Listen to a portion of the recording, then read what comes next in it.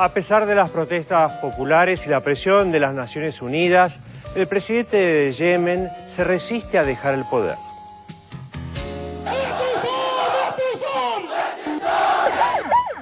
Las revueltas que desde principios de 2011 sacuden al mundo árabe también hicieron eclosión en Yemen, uno de los países más pobres de la región, gobernado hace 32 años por el presidente Ali Abdullah Saleh, con el apoyo de los Estados Unidos. La mecha que dinamitó el polvorín yemení se encendió sobre finales de enero, cuando el anuncio oficial sobre una nueva reforma política fue entendido por sectores opositores como otro intento reeleccionista del presidente Saleh. Entonces, los manifestantes populares ganaron las calles en el centro de Saná, la capital del país, y pronto se unieron los estudiantes en el sur y los grupos de oposición al gobierno nacional. Por entonces, fracasó el intento de mediación de los aliados internacionales del gobierno, tanto de Occidente como del Golfo Pérsico, que proponían una salida negociada de Saleh para nombrar una administración interina. El presidente solo admitía un traspaso que recayera en un sucesor de su confianza política. No son pocos los que pensaron entonces que Saleh aludía a su hijo Ahmed, en un claro intento por conservar el poder que se le cuestionaba.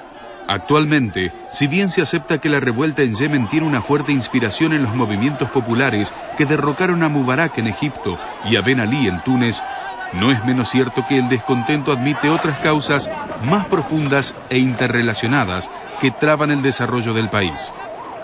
Yemen es una nación edificada sobre un esquema social tribal que se unificó recién en 1990, después de años de enfrentamientos entre el norte otomano y el sur de influencia británica, con profundas diferencias que aún persisten. Estas características en la organización de la sociedad y las consiguientes subdivisiones del sistema, la presencia de un importante movimiento yihadista, los conflictos religiosos, la corrupción, la ausencia efectiva del gobierno en buena parte del país y las consecuencias de la crisis económica suman al cóctel que dinamitó las apetencias reeleccionistas de Saleh. En medio de ese panorama, los constantes enfrentamientos entre las fuerzas del gobierno y los rebeldes del norte de Yemen marcan a fuego el convulsionado escenario político del país árabe.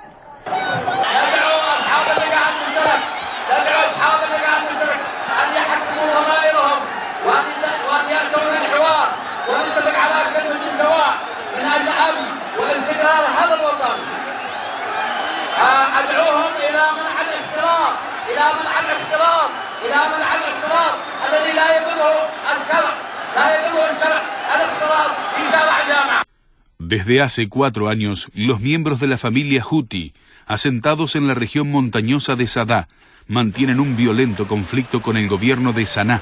Si bien los Houthi rechazan de plano la alianza de Yemen con Estados Unidos, subyace también allí una profunda diferencia religiosa. Los rebeldes son chiitas, en un país de mayoría sunita, y además soportan una profunda marginación económica que los priva de servicios e infraestructura. Desde la capital se ha respondido con una violencia tal que no deja afuera ni los objetivos civiles, como sucedió recientemente contra un campamento de desplazados. Aunque de una intensidad menor, pero con consecuencias futuras impredecibles, el sur de Yemen también ha asistido a un rechazo hacia el gobierno central. Durante el verano de 2007 comenzaron las protestas en Adén. El motivo esgrimido era las bajas pensiones que percibían los miembros del antiguo ejército del sur. Pero el verdadero trasfondo podría rastrearse en el reparto desigual de los beneficios petroleros. Esta política agresiva hacia el sur incluyó también la confiscación de tierras y la exclusión de la población de los beneficios del gobierno central. En medio de este tembladeral político general, la economía hace su aporte para el descontento popular. Yemen es uno de los estados más pobres del mundo árabe, con un 27% de inflación, cerca del 45% de desempleo y unas cifras de desnutrición cercanas al 50% entre la población infantil. La alianza estratégica del presidente Saleh también genera críticas y resentimiento. Ha permitido a Estados Unidos realizar constantes incursiones aéreas en territorio yemení para atacar supuestos campamentos de Al-Qaeda, porque esto al mismo tiempo le servía para sacarse de encima a sus enemigos internos. Los observadores locales no dudan en asegurar que el mandatario está bailando con serpientes y que si la situación empeora no será mucho lo que tarde Washington en abandonar a su aliado. En este contexto de debilidad política, el horizonte eleccionario de 2013 se vislumbra como una frontera demasiado lejana.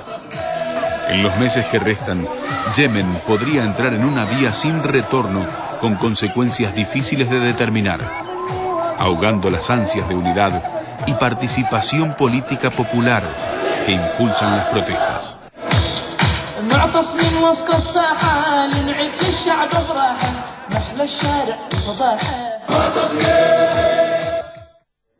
Recordemos que Yemen está ubicado en el sur de la península arábiga y que además, realmente es un panorama muy complicado. Un país que estuvo dividido en dos durante décadas. Los británicos estuvieron hasta 1967 en el sur, en el puerto de Adén. Hay que recordar que lo ocuparon en 1839.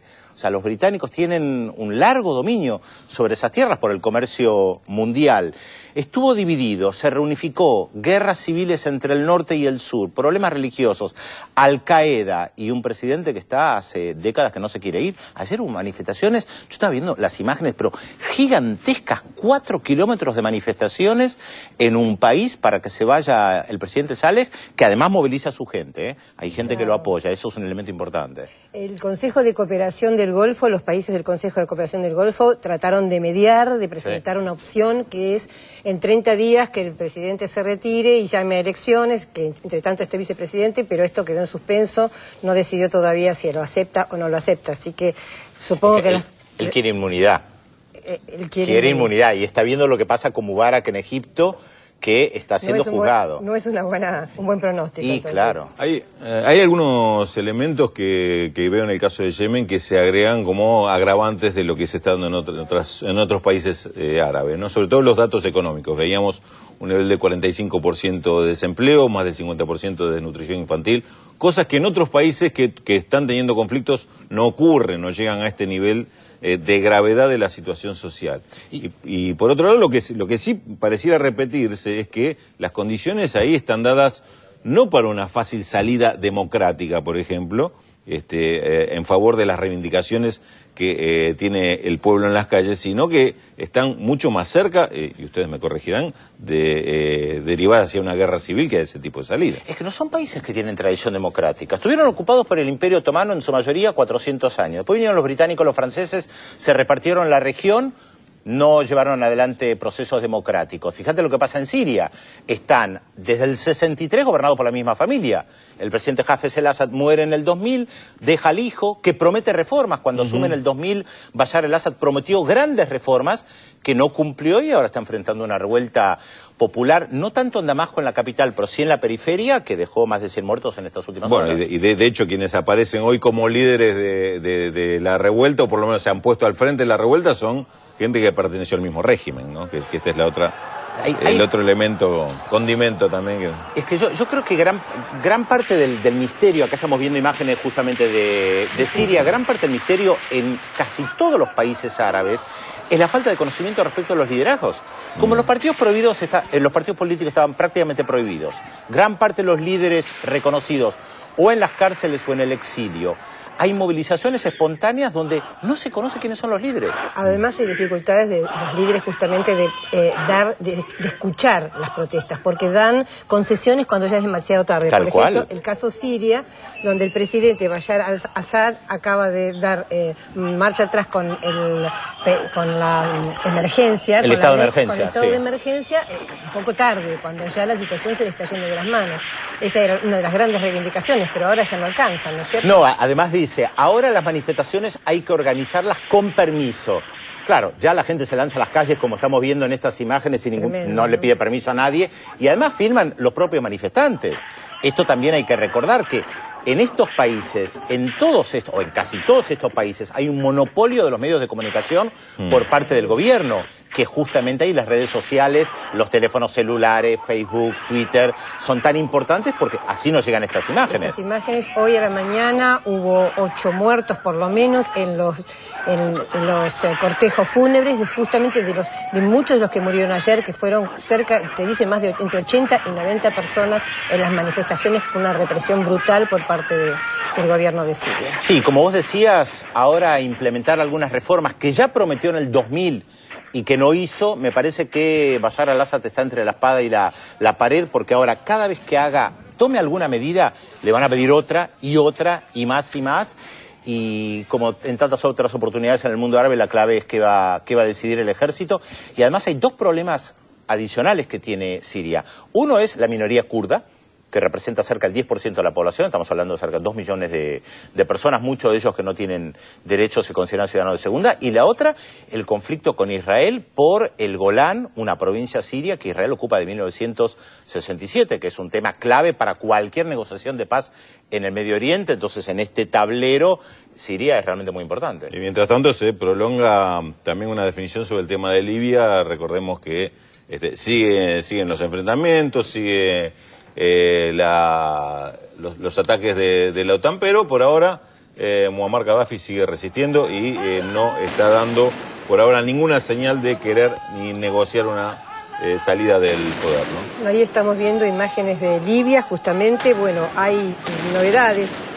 Ayer Gaddafi dijo que iba a abandonar Misrata, que es en realidad una ciudad prácticamente donde los rebeldes volvieron a retomar, y que iba a dejar esto en manos de las tribus para que ellos decidieran o por la violencia o por la negociación la situación con los rebeldes.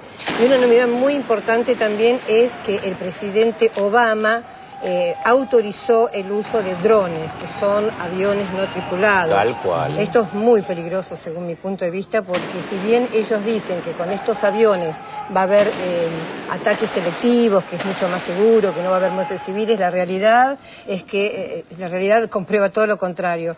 Democracy Now!, por ejemplo, ha publicado un informe sobre la cantidad de muertos civiles justamente en Afganistán y en Pakistán por culpa de estos aviones llamados drones, también llamados predadores, o todavía tienen un nombre peor, que es cazador asesino.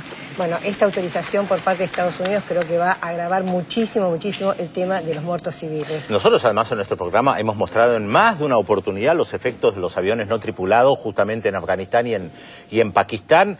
Los datos son espeluznantes, porque justamente al no estar tripulados supuestamente son mucho más inteligentes y pueden manejarse en situaciones donde el clima es desfavorable para un avión tripulado, pero la cantidad de civiles que han matado en Afganistán y en Pakistán es, como vos decías, realmente algo extremadamente complejo. Hay ahora también una movida, digamos, de tipo, no sé, política, por decirlo de alguna manera. Por un lado, Gaddafi dijo que podía llamar a elecciones, y por otro lado, hay visitas de los occidentales, digamos, a la zona de Benghazi, a la zona de los rebeldes. Estuvo ayer el senador McCain, tal cual, el senador norteamericano, dándole legitimidad a este gobierno, o esta rebeldía, digamos, este gobierno rebelde que pretende imponerse. Y también se habla de la visita de Sarkozy y de David Cameron, el primer ministro de Gran Bretaña, y el presidente de Francia, que próximamente estarían en Benghazi, de alguna manera también dando legitimidad a este grupo de rebeldes. Pero dijiste bien lo de gobierno, porque me parece que lo que buscan es consolidar un gobierno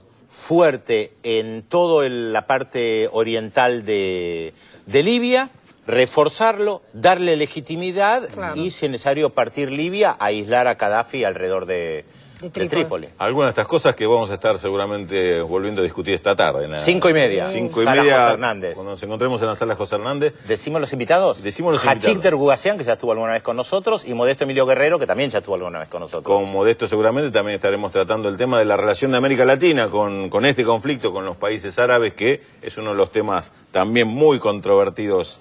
Por suerte lo vamos a poder estar tratando esta tarde.